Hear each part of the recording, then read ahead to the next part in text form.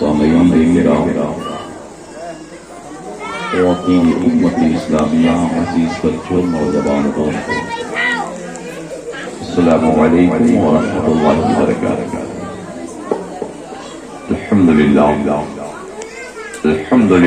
رب العالمین والعاقبۃ للمتقین، والصلاة والسلام علی سید الانبیاء والمرسلین، اما بعد، اعوذ باللہ من الشیطان الرجیم، بسم اللہ الرحمن الرحیم، قد جاءکم من اللہ نور وکتاب مبین، صدق اللہ العظیم وصدق رسولہ النبی الامین الکریم، ونحن على ذلك لمن الشاهدين والشاكرين، وغوث العظم الجيلاني بغداد محي الدين،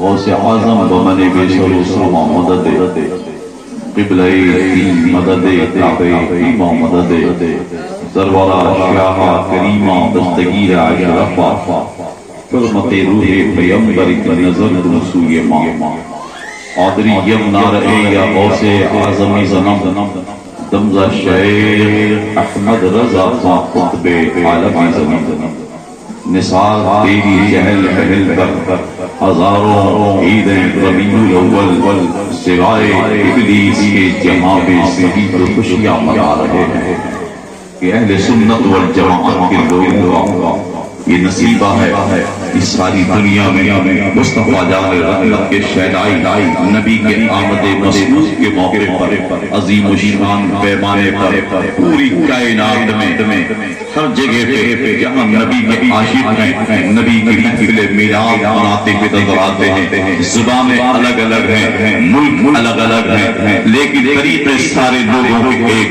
ہیں، سارے لوگوں کے دلوں میں مصطفیٰ کی محبت ہے، سارے لوگوں کے دلوں میں آمنہ کے لال کی چاہت ہے۔ اس زمانے میں میرے نبی تشریف لائے، علماء سے آپ سنتے رہتے ہیں، ابھی آپ نے شعر کے ذریعے سے سنا، اس زمانہ ایسا تاریخ زمانہ تھا، بیٹیوں کو لوگ زندہ دبوڑ کر دیا کرتے تھے، کسی مسئلے کو لے کر اگر لڑائی ہوتی تھی، 1 سال تک نہیں، 2 سال تک نہیں، 4 سال تک نہیں، 50 سال تک لڑائی اس مسئلے کو لے کر کے چلا کرتی تھی۔ اگر کوئی شخص کنویں پہ پہلے پہنچ گیا ہے اور اس کے بعد نکلانے والا اپنے دل اور رسی کو کنویں میں پہلے ڈال دیا ہے، اتنی بات کو لے کر ایسے قبیلے میں لڑائی ہوتی تھی، باپ دنیا سے چلا جاتا تھا، اپنے بیٹے کو کہہ کے چلا جاتا تھا، بڑا قبیلے سے کبھی میری نہیں جمی ہے، اس لیے وراثت میں تمہیں لڑائی دے کر کے جا رہا ہوں۔ بیٹا دنیا سے چلا جاتا تھا، اپنے پوتے کو وصیت کر کے جاتا تھا، بیٹا دنیا سے چلا جاتا تھا، اپنے پوتے کو وصیت کر کے جاتا تھا۔ وہ زمانہ کیسا زمانہ تھا، ایسے مسئلے کو لے کر کے آپس میں لوگ لڑنے کے لیے تیار تھے، شرافت کا زمانہ ختم ہو چکا تھا، لوگ اپنی بیٹیوں کو زمین میں زندہ توڑ کر دیا کرتے تھے۔ آخر بتاؤ اپنی لاڈلی شہزادی کو زمین کے نیچے دفن کرنے والے کتنے پتھر دل انسان تھے، اس پتلی زمین پہ کربلائے معظمہ کی سرزمین پہ میرے امام حسین تشریف لے گئے ہیں۔ 6 مہینے کے داخلے علی عسکر بھی کربلا کے میدان میں ہے، ان کی تاریخ آپ نے سماعت فرمائی ہے۔ آخر بتاؤ ساری دنیا اور امام حسین کی شہزادی کی شہادت میں کربلا کی گربلاتی ہے، لیکن ایک زمانہ وہ بھی تھا آپ کی زمین پہ وہ اپنی بیٹیوں کو زمین میں ڈال دیتے تھے، باپ بھی رونے کے لیے تیار نہیں تھا، بھائی بھی رونے کے لیے تیار نہیں تھا، خاندان کے لوگ بھی رونے کے لیے تیار نہیں تھے۔ ایسے وقت میں ایک امید کو کم کرو کے پاس میں اس کا خادم حاضر ہوتا ہے، کہتا ہے میرے آقا آپ کے گھر میں بیٹی کی ولادت ہوئی ہے، آپ کی بیوی کو بچی کی ولادت ہوئی ہے۔ ایسے وقت میں جتنا سنا تھا اس کے مالک نے کہا تھا میری بیٹی ہے کیسی، ایسے وقت میں اس نے کہا تھا، آنے والے خادم نے کہا تھا آپ کی بیٹی جو پیدا ہوئی ہے وہ تو نہایت کالی اور کلوٹی ہے۔ اتنا سننے کے بعد میں مالک نے کہا تھا اگر میری بیٹی 14ویں چاند کے طریقے سے اس کا چہرہ ہوتا میں اسے برداشت نہیں کر سکتا تھا، اس بیٹی کو زمین میں دفن کر دیتا۔ ایسے وقت میں میرا حکم ہے لے جا کر کے میری بیٹی کو قتل کر دے۔ آواز دب رہی آواز، میری بیٹی کو لے جا کر کے ٹھیک ہے، میری بیٹی کو لے جا کر کے دفن کر دے. اگر دفن نہیں کر سکتا ہے تو لے جا کر کے جنگلوں بیابان میں میری بیٹی کو قتل کر دے. اب چھوٹی سی ننھی بیٹی کو اپنے بازوؤں میں اٹھاتا ہے, اٹھانے کے بعد میں لے کر کے چلتا ہے. اگر جنگلوں بیابان میں گیا تھا, ایسے وقت بیٹی کو زمین پہ لٹا دیا ہے. لٹانے کے بعد میں اپنی تلوار نکالی ہے, بیٹی کا ٹکڑا کرنا چاہتا تھا. اتنے قریب سے آواز آتی ہے, اس بیٹی نے تیرا کیا دیا ہے, آخر تو اسے ادا کرنے کے لیے کیوں بسط ہو گیا ہے. اگر تو اسے قتل نہ کرے گا, آخر بچا تیرے ساتھ میں کیا ہے اللہ. اگر تو احسان کرے گا اس کے ساتھ میں, اللہ تیرے لیے احسان کے بدلے میں تجھے نیکیاں عطا فرمائے گا. ایسے بدلے اس کے کان میں جو آواز آتی ہے, اس نے سوچا کہ شاید یہ میرے دل کی آواز ہو. لیکن اس کے بعد میں دوسری مرتبہ جو اس بیٹی کو قتل کرنے کا ارادہ کرتا ہے, پھر تمہارا آواز آئے گی, اس بیٹی کو اگر تو پرورش کرے گا, اس کا بدلہ خدا کی بارگاہ سے تجھے دیا جائے گا. ایسے بدلے پھر اس نے تیسری مرتبہ بیٹی کو قتل کرنے کا ارادہ کیا. یہ آواز جو اس کے کان میں پڑی ہے, اس نے اپنی بیٹی کو, اپنے مالک کی بیٹی کو اپنے گود میں اٹھایا تھا, اور اٹھانے کے بعد میں لے کر کے اپنے گھر پہ آیا تھا.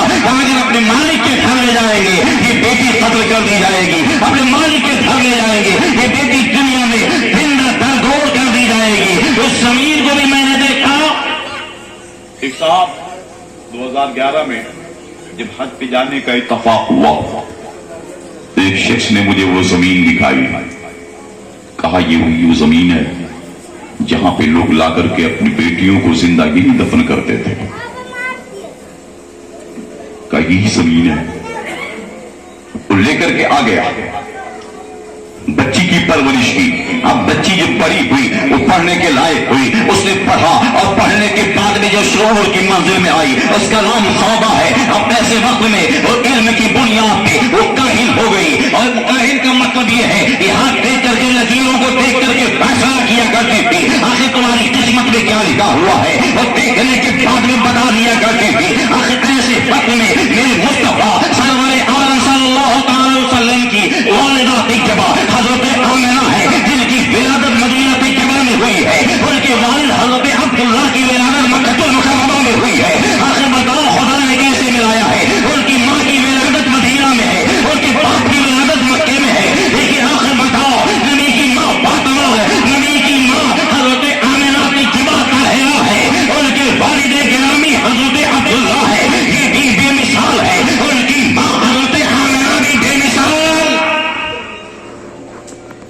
آج ہم سوچتے میری بیٹیاں تقوی اور شرافت کی دہلیز پہ قدم کیوں نہیں رکھتی. آخر بتاؤ اپنے گھر کا ہم محاسبہ کریں. آخر ماں ہے اس کے سر پہ دوپٹہ نہیں ہے, بیٹی ہے اس کے سر پہ دوپٹہ نہیں ہے, گھر میں بہو ہے اس کے سر پہ دوپٹہ نہیں ہے. آج یہ فیشن آ گیا ہے. آخر میرے مصطفیٰ کی دیواروں فیصل نہ کرو. آج تو شرافتیں ہمارے گھروں سے رخصت ہو گئی ہے, شرافتوں کا جنازہ نکل گیا ہے. اگر ساس کے سامنے بہو ہے وہ دیکھیے سر کھولے گھومتی نظر آتی ہے. اگر سفر کا گزر ہو گیا اس کے 5 سال کھولے گھومتی ہی نظر آتی ہے. آج تو بڑے مسئلے ہو گئے ہیں. آج گھر کی بہو بھی, آج تو ساس ہو اپنی کریر اور خادمہ مانتی ہے. اور اگر سفر کو بھی اگر وہاں سعودی عرب سے اگر بھیجنے والا داماد کسی کو مل جائے تو داماد کی قدر زیادہ ہوتی, بیٹی کی قدر کم ہوتی. اور آج کا بڑا مسئلہ, اگر بیٹا اب تو کماتا سعودی عربیہ میں لیکن بیوی کے نام اکاؤنٹ ہوتا ہے. اب بیچارے جو باپ ہوتے ہیں وہ تو ایسے اس طریقے سے مزدور کی حیثیت سے ہوتے ہیں, جب بہو دے گی تب یہ پائیں گے. کبھی کبھی لقمے بھی دیکھا کرتے ہیں. کیا باپ نے اسی لیے پالا تھا کہ جب میرا بیٹا کمانے کے لائق ہوگا ہم اس میں محتاج ہو جائیں گے دنیا میں. یا ماں اسی لیے تمہاری پرورش کی تھی کہ ماں تمہاری محتاج ہو جائے. اگر اس بیٹے کا کیریکٹر ایسا ہو جائے کہ باپ نے اس کے تلخموں کو اگر دیکھا کرے اور ماں اس کے لکنے کے بھروسے ہو جائے, خدا کی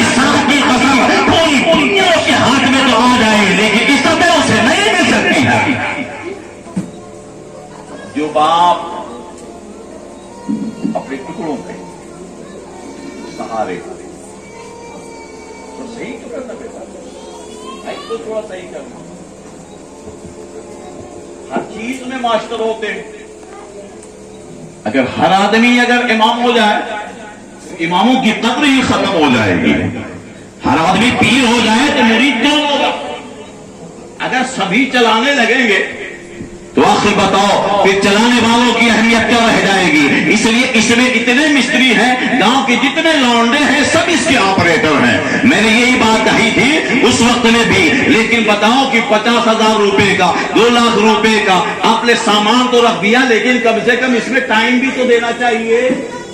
دکان کتنی بھی اچھی کیوں نہ ہو، دکان کتنی بھی اچھی کیوں نہ ہو، لیکن اگر آپ اسے وقت پہ کھولنا ہے، اگر 8 بجے کھولنا ہے، آپ اسے کھولے رات میں 9 بجے. دنیا کہے گی سامان تو ہے اس کے پاس میں، لیکن طریقہ اس کے پاس میں نہیں ہے. زمانہ کہے گا سامان تو ہے اس کے پاس میں، لیکن اس کے پاس میں سلیقہ نہیں ہے. اس لیے ضرورت اس بات کی ہے کہ جو چیز جب ہونی چاہیے اس وقت میں کرو گے. اگر کوئی آدمی گیہوں بونے کے ٹائم میں دھان بوئے تو محنت تو اتنی کرے گا لیکن فصل نہیں پائے گا. تو جب میں یہ کہہ رہا تھا ایسے وقت میں آج مسئلہ ہو گیا ہے، بیٹا سعودی عربیہ میں ہے، اب بہو کا خیال جو ہے باپ کا خیال نہیں ہے، بہو کا خیال جو ہے باپ کا خیال نہیں ہے. اس لیے کہ 51 میں آتا ہے بہو کے، اب باپ تو بیچارہ مزدور کی حیثیت ہے، بازار جا رہا ہے، اب بہو کا چہرہ دیکھتا ہے. یہ بہو رانی کب اٹھے گی، اب 2 روپے کی نوٹ نکالے گی اور 100 کی نکالے گی تو کتنا احسان جتا دے گی. ایسے بچوں کی کمائیوں میں برکتیں نہیں ہو سکتی ہے. کوئی عالم ربانی یا کوئی بھی قاری تعلیم و مدرسہ کھول دے، خدا کے ساتھ کی قسم اگر ماں راضی نہیں ہے اور باپ راضی نہیں ہے کہ کمائی کتنی بھی ہو برکتیں نہیں ہو سکتی ہے. تعویذیں نکالتے لوگ، اتنی کمائی ہے حضرت برکتیں نہیں ہیں. خدا کے ذات کی قسم جو ماں کی دعاؤں میں اثر ہے نا، مولوی کی تعویذ وہ اثر نہیں کر سکتی ہے. جو باپ کی دعاؤں میں اثر ہے وہ علماء کی تعویذیں وہ اثر نہیں دے سکتی ہے. اس لیے ان کی دعائیں لیا کرو، یہ دعا دیا کریں گے اللہ تمہیں کامیابی کی منزل عطا فرمائے گا. گھروں سے نکلا کرو تو ماں باپ کی دعائیں لے کر کے نکلا کرو. اس لیے کہ علماء کی تعویذ ہو سکتا ہے کام کرے نہ کرے، لیکن خدا کے ساتھ کی اثر ماں کی دعائیں ضرور کام کریں گی، باپ کی دعائیں ضرور کام کریں گی. اس لیے ہمیں ان کی دعائیں لے کر کے جایا کرے. سفر میں اللہ کامیابی بھی عطا فرمائے گا، دولتوں کی فراوانی بھی عطا فرمائے گا. تو اس سودا کی پرورش کی گئی. بس صحیح کرنا، تیز کر دینا، کچھ نہیں کر سکتے تھوڑا تیز کر دو. سودا بڑی بھی آپ دیکھ کر کے بتا دیتی آپ کی قسمت میں کیا ہے. مدینہ طیبہ میرے مصطفیٰ کی ماں حضرت آمنہ ہے، شریف پرہیزگار متقی تقوی شعار. 6 سے 7 سال کی عمر، بہت سی بچیاں کھیل رہی ہو، کھیلنے کی عمر ہے. حضرت آمنہ بچیوں کی جھرمٹ سے الگ کھڑی ہے. گزر ہوا سودا کا سودا، ان بچیوں کی قسمتیں دیکھ کر کے تو بتا. ایک کا دیکھا یہ بتایا، دوسرے کا دیکھا، تیسرے کا دیکھا، چوتھے کا دیکھا، پانچویں کا دیکھا. لوگوں کے ہاتھوں کو دیکھ کر یہ قسمتیں بتا رہی ہے، لیکن حضرت آمنہ کی باری آئی تھی، وہ الگ کھڑی ہوئی ہے. ایسے وقت میں کہا تھا اور سہیلیوں نے پکڑ کر کے کہا تھا یہ میری سہیلی آمنہ ہے. اے بچانا یہ تو بتا دے کہ اس کی قسمت میں کیا لکھا ہے. اب پھر سے دیکھا کا سوال ہے، اپنے گلے کے بعد میں اپنے پسینے کو پوچھنے لگی ہے. اور ایسے وقت میں لوگوں نے کہا تھا سودا دنیا کے سارے لوگوں کی قسمتیں تو نے بنا دی ہے اور تیرے سے میرے کے سکھانے بھی نہیں آیا. آخر کیا مسئلہ